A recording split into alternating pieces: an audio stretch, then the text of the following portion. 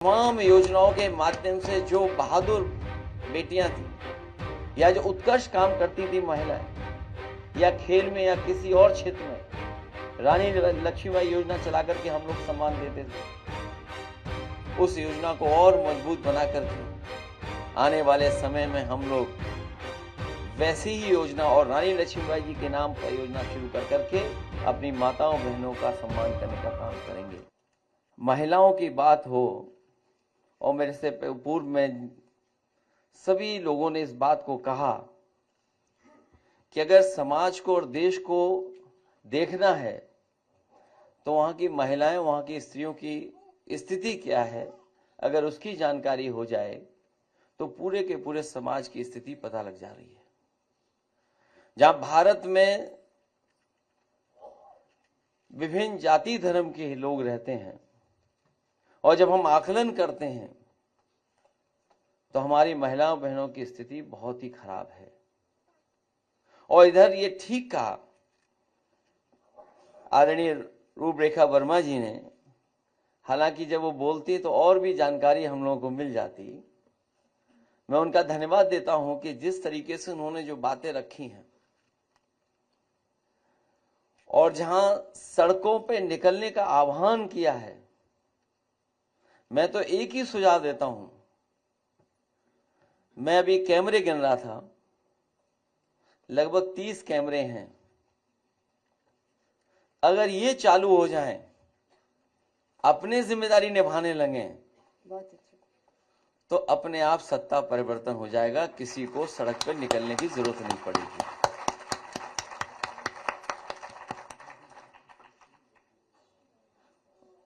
वो परिस्थितियां, कारण, वो दबाव क्या है, उन चीजों में मैं नहीं जाना चाहता हूं। लेकिन जहां बोलने पर, लिखने पर या आंदोलन करने पर पाबंदी है या झूठे मुकदमे लग जाते हैं, इतने दिनों में ये बात तो साफ हो गई है कि आने वाले समय में लोग बोलें न बोलें, लिखें न लिखें, लेकिन जब बूथ पर जाएंगे तो इस सरकार का पता नहीं लगेगा ये सरकार कहां चली गई है। क्योंकि जब हम आंकड़े देखते हैं, सबसे ज्यादा दुख, तकलीफ, परेशानी अगर किसी के ऊपर आई है तो वो आधी आबादी के ऊपर आई है। कहने को तो हम स्त्री का, नारी का, महिला का नाम पहले लेते हैं, पुरुष का बाद में लेते हैं, लेकिन जब हम समाज में देखते हैं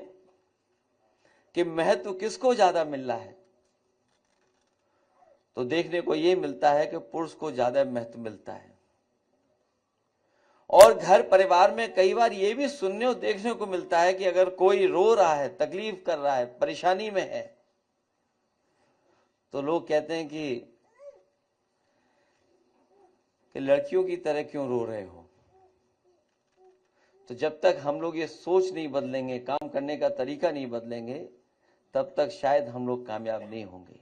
एक मकसद हम लोगों का ये भी रहा इस कार्यक्रम के माध्यम से कि हम भरोसा दिलाना चाहते हैं कि आने वाले समय में जिस तरीके से पहले हम लोगों ने काम किया, महिलाओं की सुरक्षा के लिए, महिलाओं के स्वास्थ्य को लेकर के, महिलाओं के सम्मान के लिए, महिलाओं की समृद्धि के लिए, आने वाले समय में जब कभी भी समाजवादियों को मौका मिलेगा, पुनः हम लोग उन योजनाओं को और अच्छी तरीके से चला करके अपनी आबादी को न केवल सम्मान दिलाएंगे बल्कि समृद्धि और संपन्न बनाने के लिए भी आगे बढ़ने का काम करेंगे। जैसा पूर्व में कहा कि एम्बुलेंस, अस्पताल और 1090 वो महत्वपूर्ण योजनाएं थी। मुझे याद है कि जब 1090 की शुरुआत हुई थी तो बहुत लोग कंफ्यूज थे कि आखिरकार 1090 कितनी मदद कर पाएगी। लेकिन मुझे खुशी है इस बात की कि जब 1090 के माध्यम से बेटियों, महिलाओं और नारियों की सुरक्षा को लेकर के उनकी मदद करने का काम शुरू हुआ और उसके जब आंकड़े और जब उसकी चीजें बाहर आई अखबार और प्रेस के माध्यम से, तो मुझे याद है उस समय सुप्रीम कोर्ट ने भी तारीफ की थी और कहा था कि ये योजना जो चली है उत्तर प्रदेश समाजवादी सरकार में चल रही है, अन्य प्रदेशों को भी सीखना चाहिए कि 1090 के माध्यम से कितनी मदद हो रही है, कितनी सुरक्षा मिल रही है। और उसके बाद क्योंकि बहुत सारी घटनाओं में पुलिस का लोग इंतजार करते थे। थाने जाएं तो शायद वो बात नहीं सुनी जाती थी, और अगर थाने में पहुंच भी गए तो कई बार पुलिस का व्यवहार बहुत खराब होता था। तो मुझे याद है प्रोफेसर वेंकट का साथ लेकर के, उस समय चीफ सेक्रेटरी आलोक रंजन जी थे हमारे साथ, हम सब लोगों ने मिलकर के, और आईपीएस जो सबसे अच्छे अधिकारी थे उनको उसमें शामिल कर करके दुनिया की जो सबसे बेहतरीन रिस्पांस सिस्टम जहां पर है, न्यूयॉर्क एनवाईपीडी पुलिस हेडक्वार्टर, वहां पर हम लोगों ने अपने अधिकारियों को भेजा था। एनवाईपीडी गए, उसके बाद ह्यूस्टन की पुलिस का रिस्पांस सिस्टम देखा, उसके बाद सिंगापुर का पुलिस सिस्टम देखा, और फिर उत्तर प्रदेश के लिए वो डिजाइन करने का काम हुआ। और उस समय देश में सबसे बेहतर रिस्पांस सिस्टम अगर पुलिस को किसी ने दिया था, और कई हजार गाड़ी देकर के पुलिस को मजबूत बनाने का काम किया था, तो समाजवादी पार्टी ने, जो डायल 100 के नाम पर आज भी देश में सबसे बेहतर योजना थी। और जब उसमें फैसला ये लिया गया कि सबसे पहला कॉल कौन सुनेगा, फोन कौन सुनेगा, कई सुझाव आए थे उसमें कि हमें ट्रेन कर करके बॉयज को रखना चाहिए, या अनुभवी जो पुरुष हैं उनको रखना चाहिए। लेकिन एक सुझाव जब आया कि अगर इसमें आप सबसे अच्छा रखना चाहते हैं और व्यवहार भी अच्छा रहे, बातचीत भी अच्छी रहे,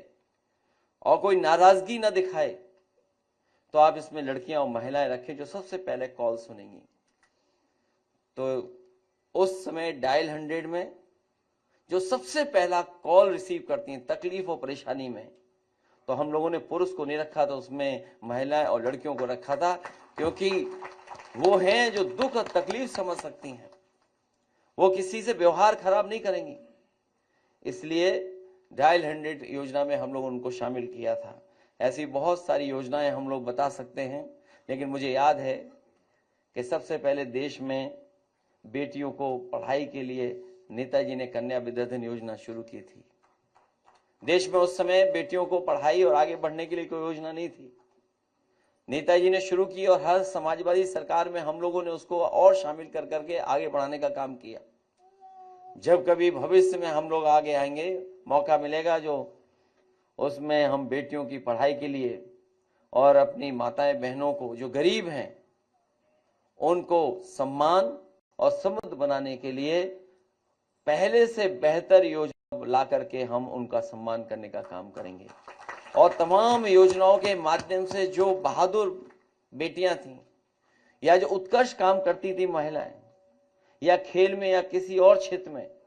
रानी लक्ष्मीबाई योजना चला करके हम लोग सम्मान देते थे। उस योजना को और मजबूत बना करके आने वाले समय में हम लोग वैसी ही योजना और रानी लक्ष्मीबाई जी के नाम पर योजना शुरू कर करके अपनी माताओं बहनों का सम्मान करने का काम करेंगे। मैं इन्हीं शब्दों के साथ एक बार फिर प्रोफेसर रूपरेखा वर्मा जी का और आदरणीय वंदना मिश्रा जी का विशेष धन्यवाद दूंगा कि उन्होंने कड़ी मेहनत के बाद और बहुत कुछ जानकारी हासिल करने के बाद इन्होंने अपनी समिति के माध्यम से निर्णय लेकर के इन सभी बेटियों को, महिलाओं को, नारी को सम्मान देने का काम किया है। मैं बहुत बहुत आभार प्रकट करता हूं, धन्यवाद देता हूं, और आपको भरोसा दिलाता हूं कि बिना आदि आबादी की तरक्की नहीं हो सकती है। इसीलिए पीडीए की सबसे बड़ी ताकत, जहां पिछड़े, दलित, अल्पसंख्यक मुसलमान भाई हैं, वहीं आदि आबादी के बिना हम लोग समाज और देश को आगे नहीं ले जा सकते हैं। पीडीए के माध्यम से सरकार बना करके विशेष महिलाओं का सम्मान और उनको खुशहाली के रास्ते पे लाने के लिए विशेष योजनाएं हम लोग लागू कर करके इनको आगे बढ़ाने का काम करेंगे। इन्हीं शब्दों के साथ आप सबका, अपने प्रेस के साथियों का भी बहुत बहुत धन्यवाद देता हूं। अवार्ड जिनको मिल रहा है, जिनको हमें सम्मान करने का मौका मिल रहा है, उन सभी लोगों को बहुत बहुत शुभकामनाएं, बधाई, क्योंकि आज जो सम्मान प्राप्त हुआ है, न जाने कितने लोग इससे प्रेरित होकर के और अच्छा काम करेंगे, क्योंकि इसमें कई बहादुर ऐसी हैं जो गरीब हैं, जो अभाव में जीवन जी रही हैं, उसके बावजूद भी वो बहादुरी का उन्होंने परिचय दिया। मैं उनका विशेष धन्यवाद और आभार प्रकट करता हूँ। जैसे कि मैं सो रहा हूँ तो पिताजी को जगाना है मुझे, तो वो डायरेक्ट उठाने के बजाय और हिंसा की परंपरा मेरे यहाँ नहीं थी सौभाग्य से। तो वो क्या करते थे कि उस कमरे में आ जाएंगे या बाहर से गुजरेंगे और चौपाई बोलेंगे, प्रात काल उठ के रघुनाथा मात पिता गुरु नावई माता। कभी कभी मैं गुस्से में उठ करके अरे पापा चरण स्पर्श किया और सो गया। मैंने कहा अब मत उठाना।